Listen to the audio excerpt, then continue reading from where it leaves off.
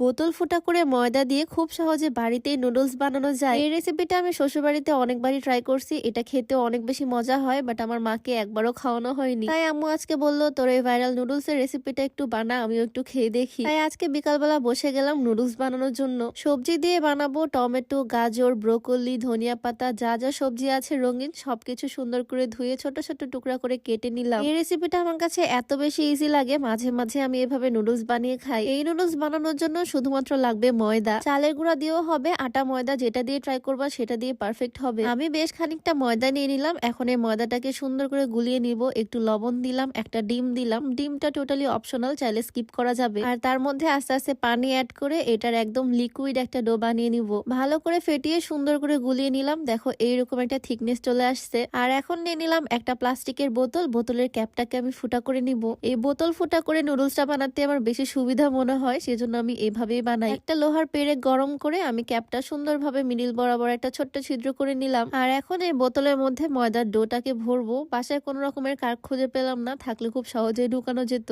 যাই হোক, বোতলটা সুন্দরভাবে ধুয়ে পরিষ্কার করে তার মধ্যে আমি ময়দার ডোটা ঢেলে নিলাম। আমি প্রায় 1.5 কাপের মতো ময়দা নিয়েছিলাম, আর এইটা দিয়ে অনেকগুলো নুডলস বানানো যাবে। অল্প একটু তেল আমি কড়াইয়ের মধ্যে দিয়ে নিলাম। প্রথমবারে দিয়েছি, পরে যদিও তেল লাগে না। বোতলটাকে সুন্দর করে ঝাঁকিয়ে এখন আমি শুরু করব সেই নুডলস বানানো। এই নুডলস এর রেসিপিটা এর আগেও 2-1 বার আমি তোমাদের সাথে শেয়ার করছি, আর সবাই অনেক বেশি পছন্দ করছো, অনেকেই ট্রাই করছে বাড়িতে। আসলে ট্রাই করার মতো একটা রেসিপি, কারণ অনেক বেশি মজা হয় বাড়িতে এভাবে নুডলস বানালে। জাস্ট আমি হাত ঘুরিয়ে ঘুরিয়ে কয়েলের মতো করে নিচ্ছি, দেন 2-1 সেকেন্ড ভেজে আমি তুলে নিচ্ছি। খুবই সহজে নুডলসটা বানানো। এখন আমি সব রকমের সবজি দিয়ে নুডলসটাকে রান্না করে নিই। যাই হোক, সেম প্রসেসে আমি সব নুডলস বানিয়ে নিচ্ছি। জাস্ট হাত ঘুরিয়ে ঘুরিয়ে আমি একদম কয়েলের মতো শেপ করে নিচ্ছি। আর কয়েক সেকেন্ড পরে এটাকে তুলে কড়াইয়ের মধ্যে একটু এভাবে ভেজে তুলে নিব। এই নুডলস গুলো একদম কোরিয়ান নুডলস এর মতো হয়, একটু চ্যাপটা চ্যাপটা, খেতেও মজা লাগে। আমার টেস্টি টেস্টি নুডলস একদম তৈরি। এখন এটাকে আমি রান্না করব। সব রকমের ভেজিটেবল আগে থেকে কেটে রাখছিলাম। শুধু ভেজিটেবল না, ডিম ছাড়া নুডলস আমার একদমই ভাল লাগে না। তাই প্রথমে 2টা ডিম আমি একদম সুন্দর করে ভেঙে ভেঙে নিব। ডিম 2টা সুন্দর করে ঝুড়ি ঝুড়ি করে একটা বাটির মধ্যে উঠিয়ে রাখলাম। আর তারপর প্যানে দিয়ে দিলাম আরো একটু তেল।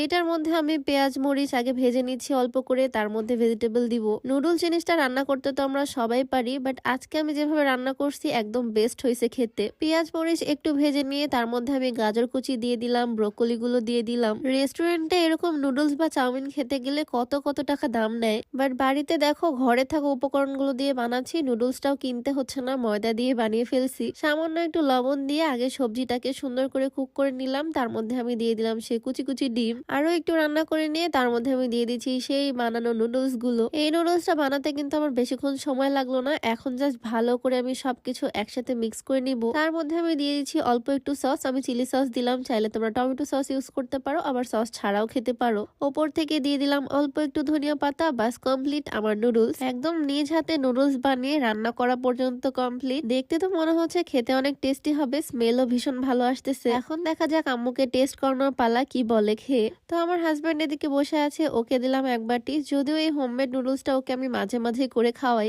আর আমার আম্মুকেও দিলাম 1 বাটি। আম্মু তো বেশ মজা করে খেলো। আসলে নুডলসটা অনেক বেশি মজার হয়, তোমরা চাইলে বাসায় ট্রাই করে দেখতে পারো। তো আজকের ভিডিওটা এখানেই শেষ করছি। দেখা হয়ে যাবে নতুন কোনো ভিডিওতে। সবাইকে আল্লাহ হাফিজ।